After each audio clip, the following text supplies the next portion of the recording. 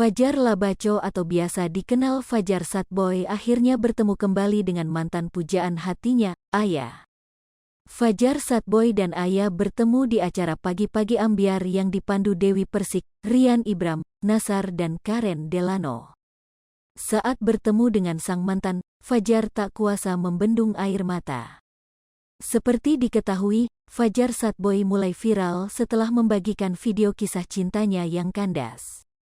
Fajar Satboy dan Aya telah mengenal selama 3 tahun, kemudian keduanya berpacaran selama 5 bulan. Namun kini kisah cinta Fajar Satboy dan Aya telah berakhir. Sebab Fajar memergoki Aya berhubungan dengan pria lain. Dikutip dari YouTube Trans TV Official, Kamis, tanggal 29 Desember tahun 2022, Fajar Satboy mengingatkan Aya untuk lebih sadar diri.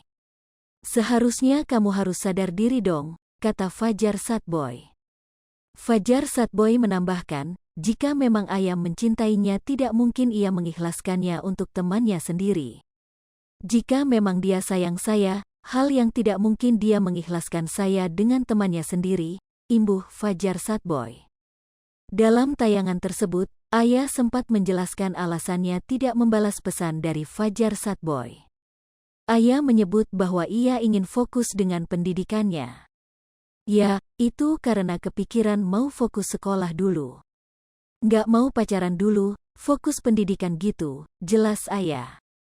Kendati demikian alasan Aya tersebut dibantah oleh Fajar Satboy. Fajar Satboy menuduh bahwa Aya lebih memilih pria lain. "Iya udah coba jelasin, tapi dia malah bilang paling kamu mau pilih cowok yang itu," imbuh Aya. Dalam tayangan tersebut Fajar Satboy mengatakan ia masih menyayangi Aya. Namun Fajar Satboy menegaskan, ia tidak mudah untuk kembali dengan mantan kekasih yang telah menyakitinya. Hal itu diungkap Fajar Satboy sebab ia merasa trauma. Dalam tayangan tersebut Aya sempat berpesan kepada Fajar Satboy untuk tidak mendekati perempuan lain ketika sudah memiliki pacar. Mendengar hal tersebut Fajar Satboy menegaskan bahwa setelah putus dari Aya, ia tidak berniat mencari pacar baru.